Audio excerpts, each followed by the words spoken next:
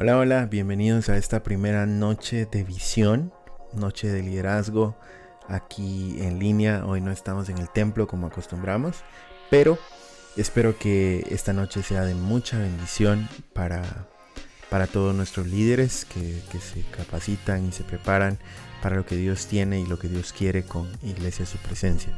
Bienvenidos, y si usted no es de nuestra iglesia, no es de Su Presencia, pero está aquí, bienvenido. Vamos a comenzar haciendo un breve repaso de lo que ha sido estas últimas semanas que hemos estado hablando en nuestro entrenamiento de grupos pequeños. Y para eso voy a usar acá esta pantalla. Quiero que recordemos que hemos estado analizando según Mateo capítulo 9, versículos 35, 36. Hemos estado hablando cómo era el ministerio de Jesús. Ministerio de Jesús. Y no sé si usted recuerda que este pasaje nos da un poco de luz al respecto de cómo era el ministerio de Jesús. Y vamos a señalar entonces algunas de las características que tenía el ministerio de Jesús y que tanto se parece nuestro ministerio al de Jesús. Lo primero que podemos apuntar en este pasaje de Mateo capítulo 9 es que dice que Jesús recorría todas las ciudades y las aldeas. Eso quiere decir que el ministerio de Jesús entonces era dinámico. Y recuerde que lo contrario a dinámico es estático. El ministerio de Jesús no era estático. Jesús no estaba sentado esperando a que las cosas sucedieran, sino que Él se movía constantemente en movimiento. Esto es un ministerio dinámico y es un dinamismo que no es oportunista, porque Jesús dice recorría todas las ciudades. En las ciudades pues está lo importante, está lo grande, pero no solo las ciudades, sino también las aldeas. Es decir, que iba a lugares donde normalmente alguien que buscara prestigio, que buscara fama, que buscara quizá crecer en popularidad no iría. Porque si uno quiere fama y prestigio y popularidad, iría a las ciudades más importantes y más grandes de cualquier país. Pero Jesús iba a las ciudades y también a las aldeas. Era un ministerio dinámico y no estático. Lo segundo que marca el ministerio de Jesús es que era un ministerio didáctico. ¿Por qué? Porque Jesús dice que, o dice Mateo más bien, que Jesús enseñaba en las sinagogas y predicaba el evangelio del reino. Es decir, que había el uso de la palabra, el uso de la enseñanza, esto es didáctica, el uso de la predicación. También es para poder exponer a viva voz la palabra de Dios. Entonces era un ministerio dinámico y también un ministerio didáctico. La otra característica del ministerio de Jesús es que era un ministerio que se movía en y por el poder de Dios. Vamos a ver acá, poder de Dios.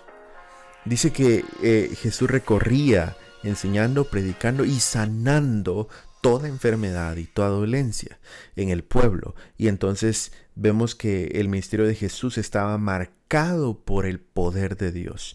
Jesús ministraba a las personas y de hecho las personas reconocían que su enseñanza, que su predicación, que su mover no era como el de los demás maestros de la época, sino que estaba marcado por algo distinto, algo diferente. Y lo que hace la diferencia en el ministrar de la iglesia es el poder de Dios en ella. Sin el poder de Dios, nosotros terminaríamos siendo cualquier otro tipo de organización, cualquier otro tipo de ONG, cualquier otro tipo de ayuda social, de club social o de comunidad educativa, pero no una iglesia. La iglesia está marcada porque la iglesia se mueve y camina y avanza por el poder de Dios y en el poder de Dios. Entonces, ¿qué tanto, hacíamos la pregunta, qué tanto se parece este ministerio al nuestro? Lo otro que también podemos notar en el ministerio de Jesús, que es un agregado, pero no menos importante, es que Jesús era un ministerio con ojos abiertos.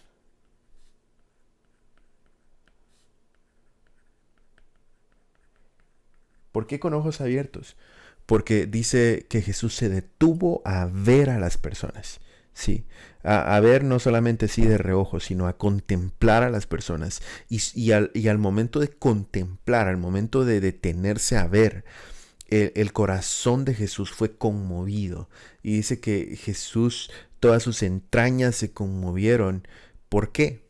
Porque vio a la multitud, a las multitudes que andaban detrás de él, y se dio cuenta que eran como ovejas sin pastor. Es decir, que estaban desamparadas y dispersas. Desamparadas quiere decir que no tenían una cobertura con amor, un cuidado especial que les cubriera, que velara por su seguridad, que velara por su provisión, que velara por su correcta alimentación, sino que estaban desamparadas totalmente a la intemperie, ¿no? O interperie.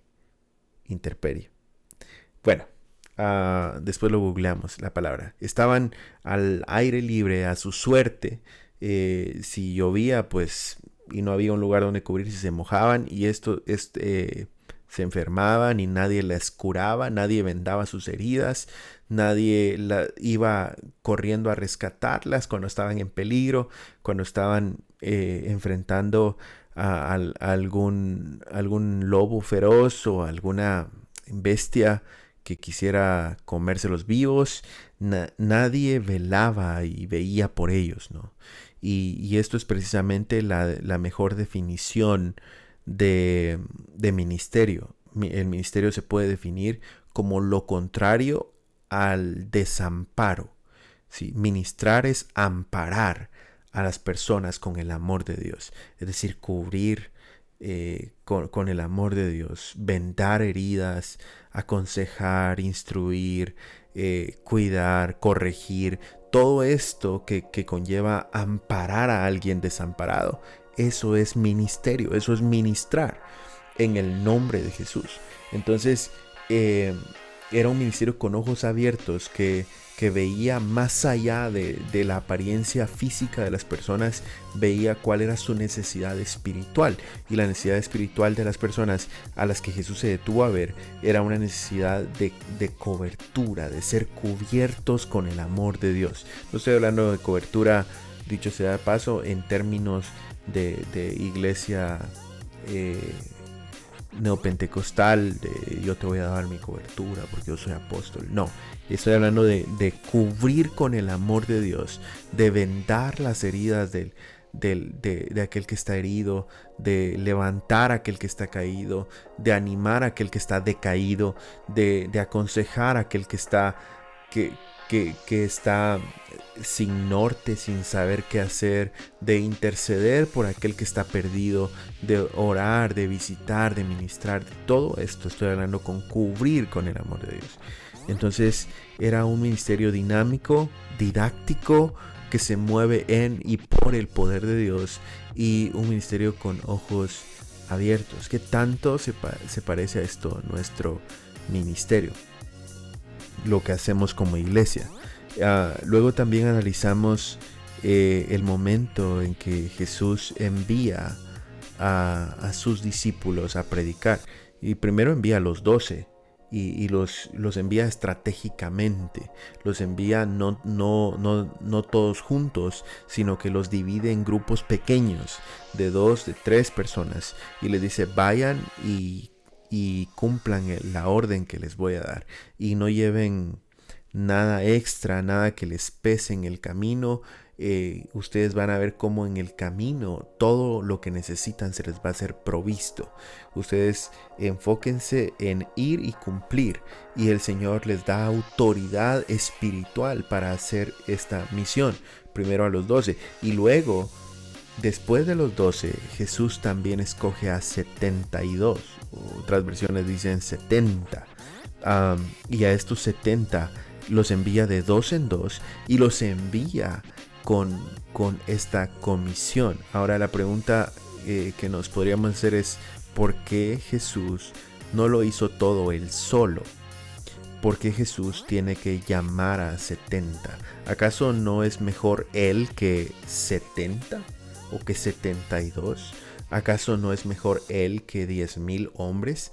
Por supuesto que Jesús, siendo Dios, tiene autoridad, tiene poder y ha sido revestido, aunque en su encarnación Él se despojó a sí mismo de todo esto, y todo el ministerio que Jesús hizo en la tierra fue porque Él tenía la llenura del Espíritu Santo, esa misma llenura que Él ha prometido para nosotros. Pero lejos de eso, vemos a un Jesús que es estratégico para trabajar. Una de las razones por las que Él no lo hace todo Él solo es porque su alcance y su impacto hubiese sido muy poco, muy limitado. ¿En qué sentido? No, hombre, si era Jesús, Él podía hacerlo todo Él solo. No, Jesús decide llamar a discípulos dispuestos para equiparlos, para capacitarlos, para proveerles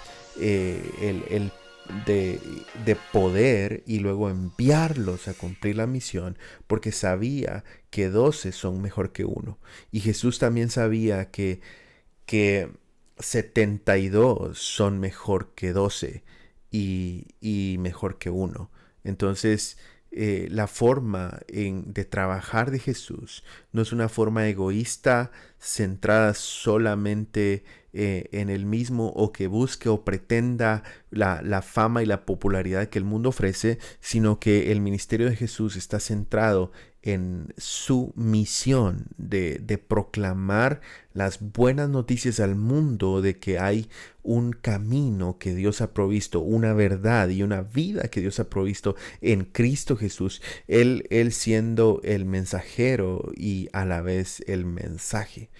Y entonces, como mensaje, Él no se limita a un solo mensajero. Como mensaje, Él invita a 12 y luego a 72 para que participen como mensajeros de ese único mensaje. Un único mensaje, muchos mensajeros. Esa es otra característica impresionante del ministerio de Jesús. Un solo mensaje, pero muchos mensajeros involucrados, con poder, con autoridad dada por Él mismo, con autoridad de Dios para cumplir con la misión. Entonces, un solo mensaje, muchos mensajeros. Ahora, en el próximo episodio vamos a ver cómo en el Antiguo Testamento también Dios escoge a 70 para en la labor del ministerio que había recaído sobre un solo hombre, en este caso Moisés. Y entonces ahorita vamos a dejar hasta acá. Quiero que por un momento nos preguntemos de qué manera está siendo nuestro ministerio como iglesia, nuestras actividades, nuestras organizaciones, nuestros ministerios. ¿De qué manera nos estamos pareciendo al ministerio de Jesús? ¿O será que nos parecemos muy poco? ¿Será que lo que estamos haciendo es solamente abriendo un espacio dominical donde la gente viene, se goza, canta, recibe palabra, pero no hay una administración, no hay una cobertura más específica a las necesidades espirituales de la gente?